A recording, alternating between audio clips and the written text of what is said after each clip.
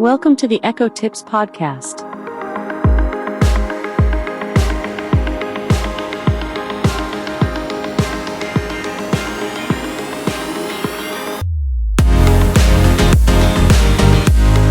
Here's a sneak peek into what we're going to cover in this week's episode of the Echo Tips podcast.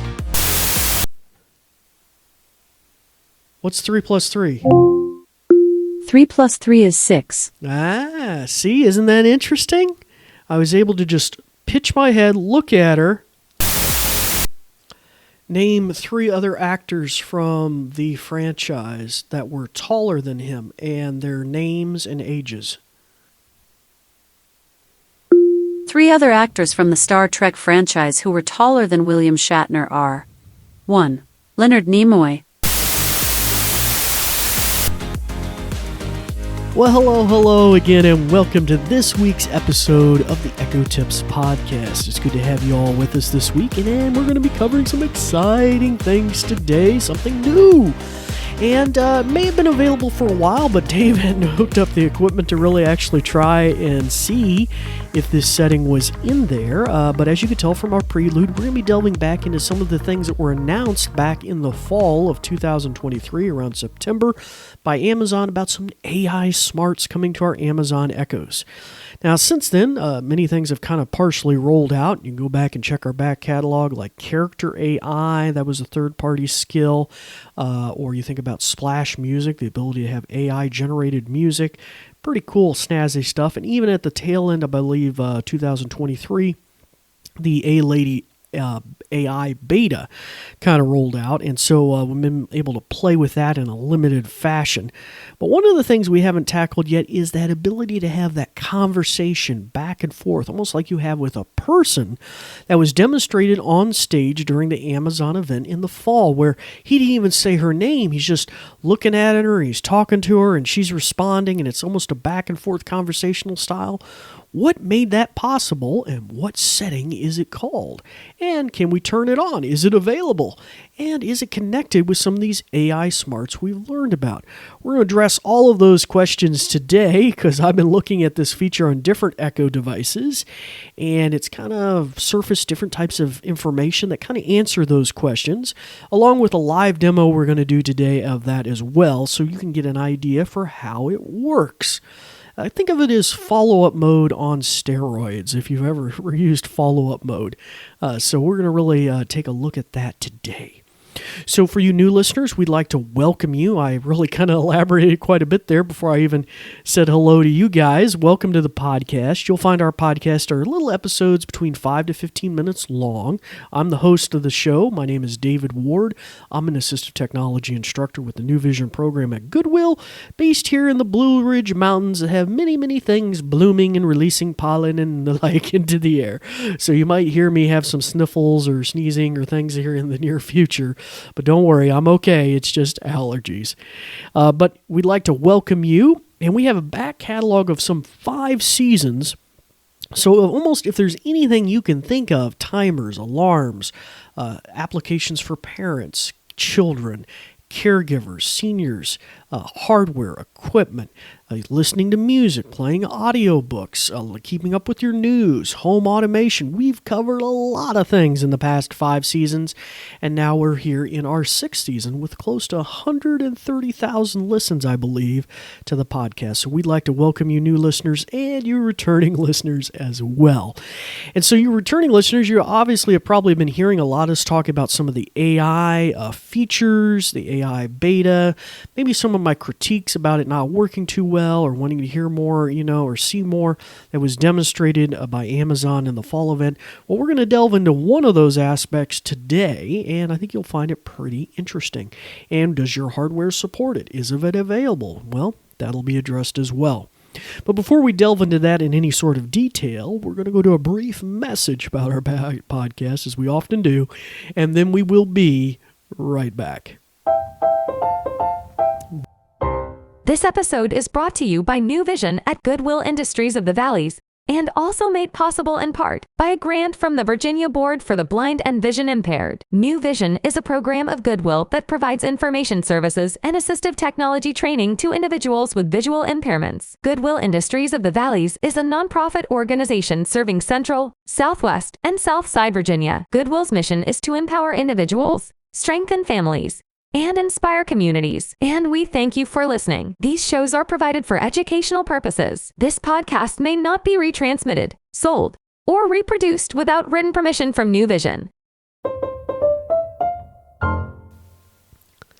Well, hello, and welcome back to the podcast. As I mentioned earlier, we're going to be delving into this new conversation mode that is available on my Amazon Echo Show 8 that was actually demoed on stage during the past fall season during the Amazon event in, I believe, September 2023.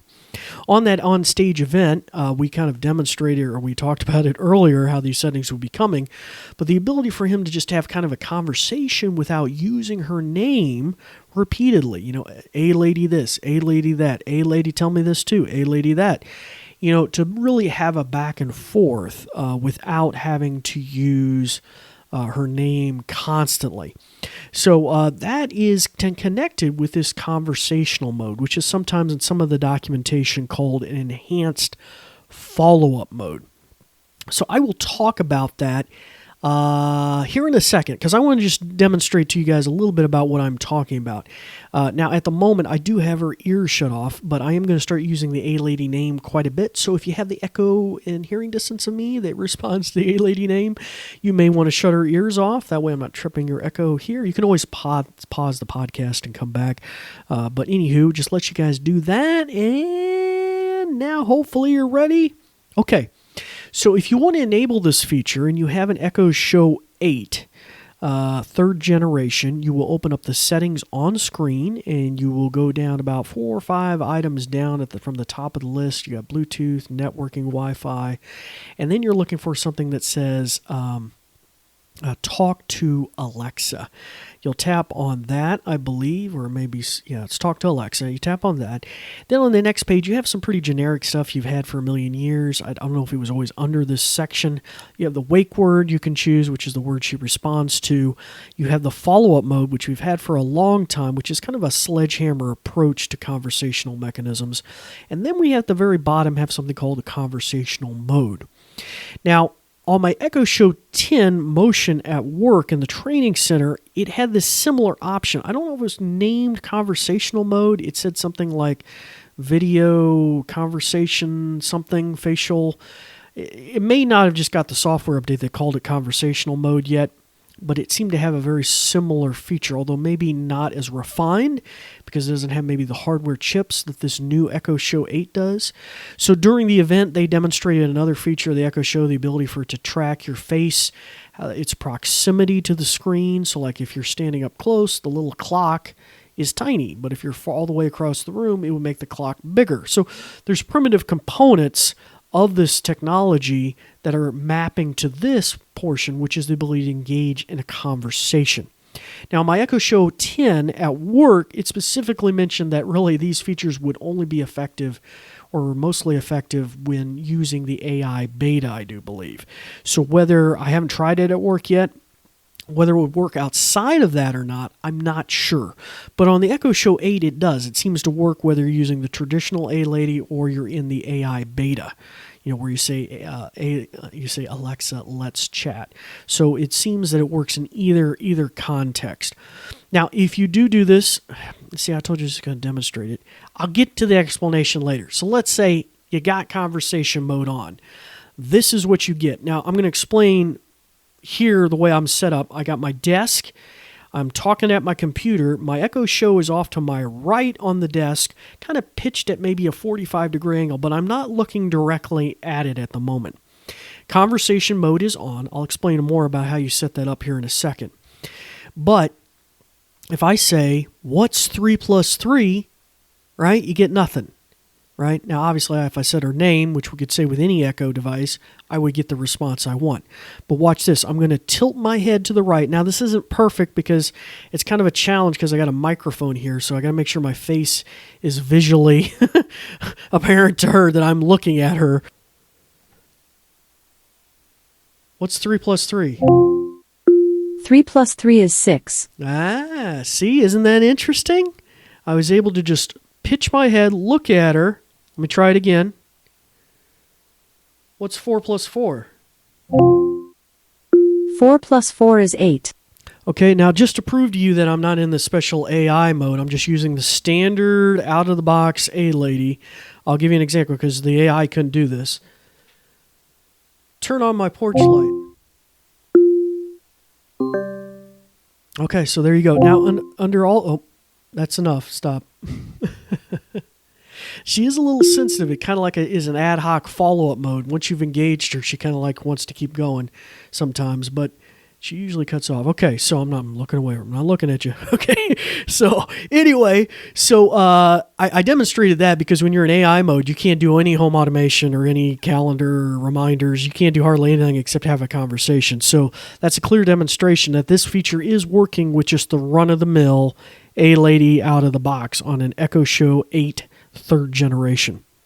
Now, obviously, when you go into the AI mode, A-Lady Let's Chat, where you have a chat bot you're talking to, she's aware of context, the conversation, much more nuances in speech, iteration. Give me the 3 actors to blah, blah, blah, and their ages and heights. She can give me a much more elaborate, write a poem, give me this, give me a word that, rhymes with whatever. All these sorts of different ways she can craft information.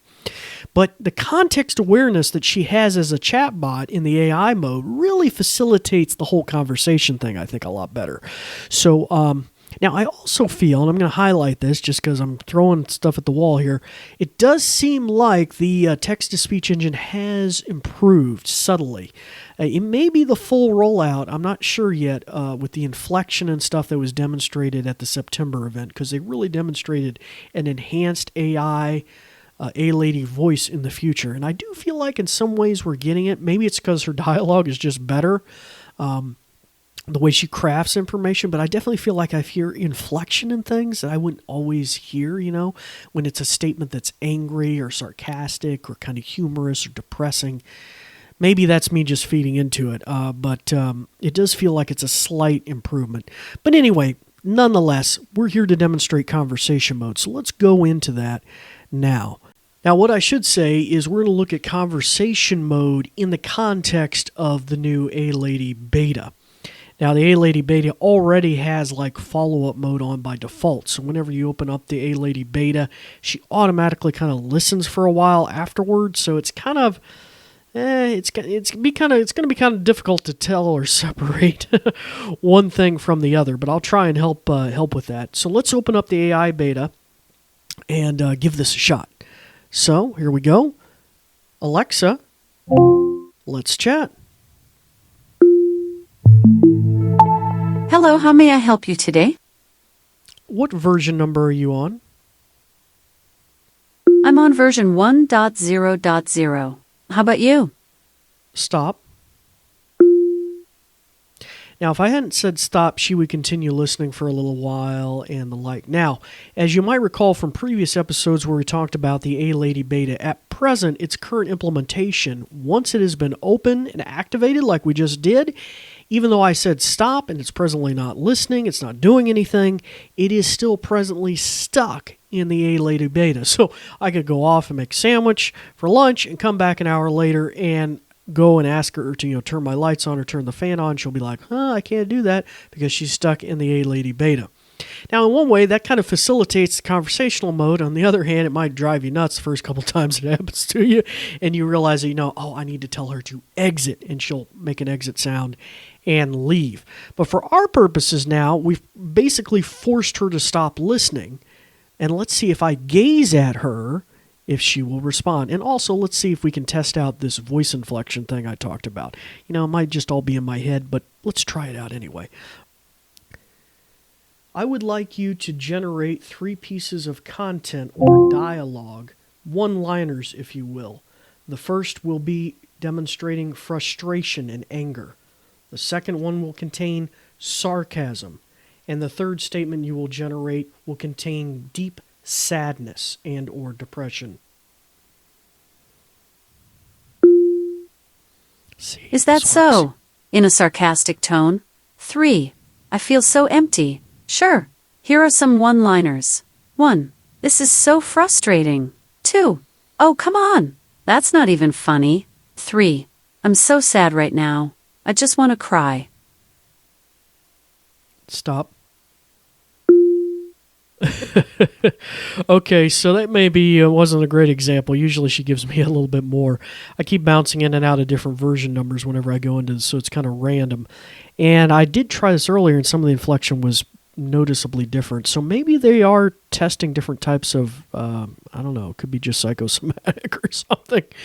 But sometimes I feel like I hear much more inflection, almost like she's yelling a statement, of dialogue or something that should contain anger or frustration or something. So it's very interesting. But listen out for it. Maybe I'll get some feedback from y'all here in the audience. But notably there, I just looked over at her again, and that cued her back up to start listening again, and she was automatically still stuck in that, well, stuck if you would like to look at it that way, still stuck in the AI beta mode. And so that prompted her. Well, let's continue here and see how we can also do this with some additional content. Let's go down another rabbit hole just so you can get a little more flavor for this. How tall is William Shatner, who played Captain Kirk? William Shatner, the actor who portrayed Captain Kirk in the original Star Trek series, is 5 feet 9 inches tall. Despite his relatively average height, Shatner's charismatic presence and commanding performance as the captain of the Starship Enterprise made him a beloved figure in popular culture. Name 3 other actors from the franchise that were taller than him and their names and ages. 3 other actors from the Star Trek franchise who were taller than William Shatner are: 1. Leonard Nimoy, who played Spock, was 6 feet 1 inch tall and was 83 years old at the time of his death in 2015. 2. Christopher Lloyd, who played Klingon Commander Krug in Star Trek III, The Search for Spock, is 6 feet 2 inches tall and is currently 84 years old. 3. James Doohan, who played Chief Engineer Montgomery Scotty Scott, was 6 feet tall and was 85 years old. Now, as you might have noticed there, I just interrupted her just simply by looking at her. So I think you might have heard that demonstrated on stage as well. So that's kind of an interesting thing. It can kind of prompt a cue to that you're going to give another command. So I didn't have to say her name. So in all those contexts, you saw me only maybe say her name once to prompt the discussion starting. And then now, just as a little FYI for some of our different folks who may have disabilities or a vision, who may, so is it required to look at the screen in order to prompt her or to continue talking? And it isn't, apparently. It's more about your head being pointed in the direction than your eyes. I've conducted several little experiments, and my eyes might be pointing off some other direction, but my face is pointed in that direction. Now, that still may not be much of a difference, and the cues are generally visual when she's listening. A little teal bar, I think, appears across the bottom or around the whole edge of the screen, and that kind of cues you up that she's listening. Now, also, once you start talking, you might have noticed you hear that sound effect, which I have purposely turned on, not just for you guys, but for myself. For those that have vision impairments, you might not see the light come on, but you can hear a little cue that tells you that she's listening then. So that cue still seems to work with this feature somewhat, although it's kind of, like it's prompted after you've already started to talking, so I don't know if that really helps facilitate you. I guess it does tell you that she's listening at that point, so I mean, it's better than nothing. But yeah, it's definitely kind of interesting to see where this goes. I think it kind of melds into the background probably once you get into a really good conversation, like you're really drilling down material. Now, how often you're going to really need to do that, I don't know. But maybe, you're trying to find a book to read and you give it several different authors and you go back and forth and really have a conversation until you find something you're really looking for. I could see it be very helpful there. It's kind of like follow-up mode on steroids in that regards. And plus, if I turn both of them on, because they are still listed as 2 separate features, I really wonder where it would take me. It might be it really might smooth out some of the rough edges. But Hey, here just a little post-production note because I forgot to mention this earlier. So when you are in these settings under Talk to Alexa, you will find down there under the follow-up mode, conversation mode. If you toggle that on, it will take you through a procedure.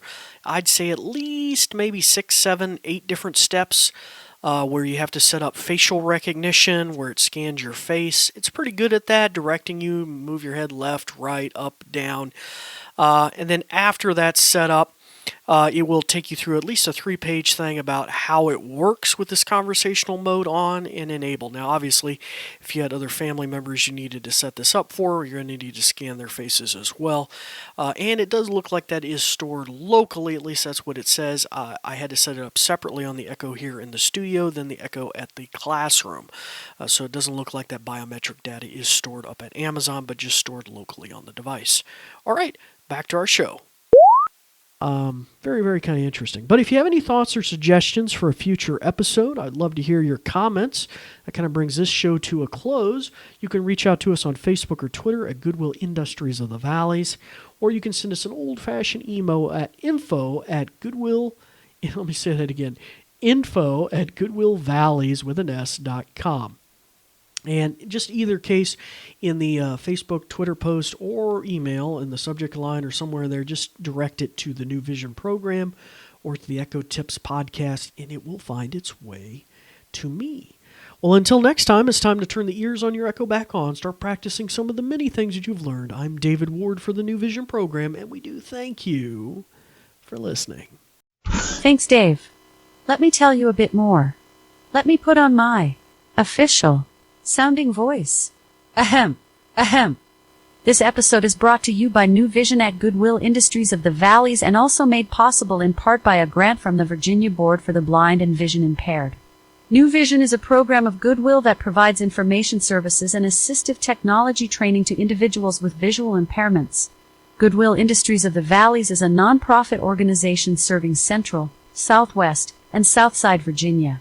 Goodwill's mission is to empower individuals, strengthen families, and inspire communities. These shows are provided for educational purposes. This podcast may not be retransmitted, sold, or reproduced without written permission from New Vision. Phew! Thanks for listening.